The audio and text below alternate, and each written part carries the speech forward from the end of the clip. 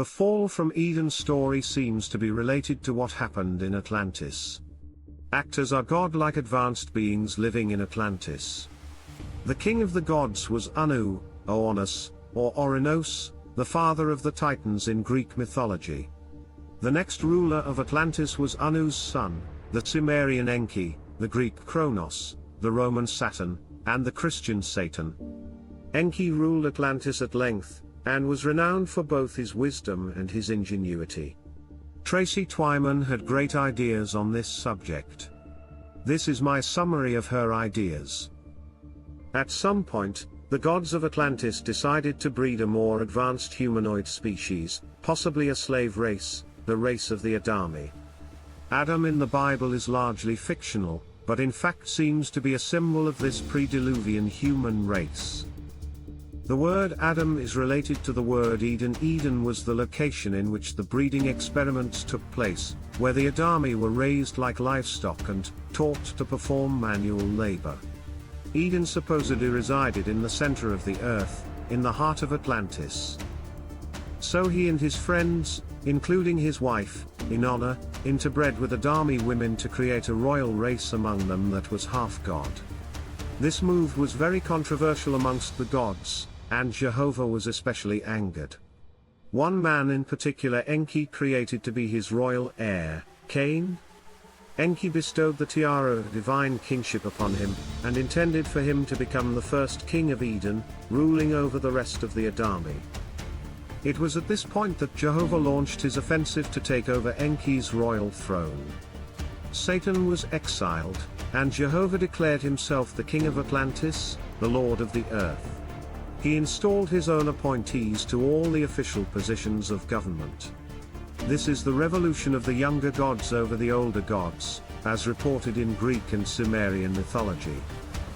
In exile, Enki perhaps fled to Iberia, as the legends report Saturn did, and formed a base of operations there amongst the primitive Iberians, whom he civilized, and turned into his loyal subjects.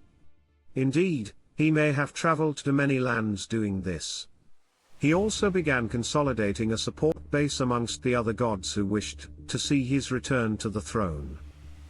Back in Atlantis, Enki's son Cain, now deprived of the throne, continued to live, now ruled over by a new order of gods.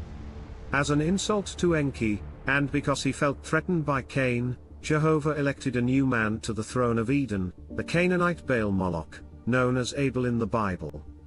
According to some versions, Baal was the son of the Canaanite god El, who is the same as Jehovah.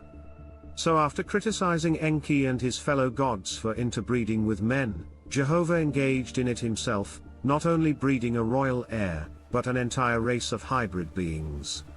However, not being as expert in the process as Enki was, Jehovah's sons lacked the noble nature of Cain, and they became more and more deformed with each successive generation. Nonetheless, Jehovah raised Baal to the throne of Eden, and made all of the inhabitants bow down to him.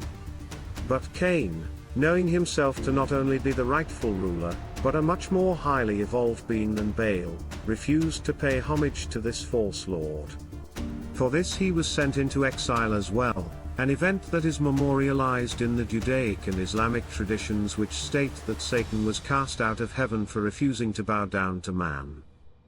When exiled, Cain joined his father Enki, to overthrow Jehovah. They continued to civilize the primitives they conquered throughout the world, perhaps even working with a number of Adami, and other hybrid races at that point. This is how both Enki and Cain first gained their reputations as the great civilizers of mankind. And when they had created enough bases of operations, and amassed a large enough army, they attacked. Thus began the Edenic wars that both Waddell and Ignatius Donnelly have written about, Satan fighting Jehovah for control of the Atlantean Empire, and Cain fighting Abel for control of Eden within that empire. During the ongoing battles, Abel was killed, and Enki was somehow incapacitated as well. Many legends indicate that he was imprisoned within the center of the earth, either dead, or in a death-like sleep from which he is forever unable to awake. Having done away with Enki's Satan, Jehovah naturally assumed that his struggle for power was over, and his throne was secured. But Cain continued to plot revenge. Furthermore, he himself had bred a royal heir, called in the Bible Enoch.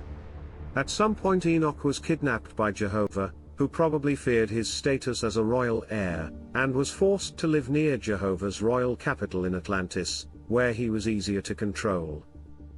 This is where the major turning point in the Edenic Wars came, the flood. Cain became aware of the impending disaster by watching the stars, and realizing that the Earth's axis was shifting. Cain knew this would result in a flood, and that the disaster would wipe out a large portion of life on Earth. He thus began making preparations to preserve those elements of it which he considered worth saving. He somehow managed to get word to Enoch warning him about what was going to happen, and Enoch, going with the hypothesis that Enoch and Noah are the same, then had a ship built in which to escape, upon which he placed the seed of all living things, by which was probably meant genetic samples. He also supposedly brought on board a tablet, written on a special stone, upon which he engraved the most important secrets of the antediluvian world. Biblical and other records depict Enoch Noah's building the ark and then waiting for the flood to start. The boat only became seaborne in these stories when the flood waters came to it. This makes sense if Enoch was unable to leave Atlantis because he was being restricted by Jehovah, and he had to wait for the chaos of the disaster to begin in order to slip out unnoticed. It is possible, though, that Enoch set out well before the flood, and met up with his father. They then would have moved the contents of the ark into a safe area that Cain had already established, perhaps at the top of, and perhaps even inside, a tall mountain peak, as the legends suggest.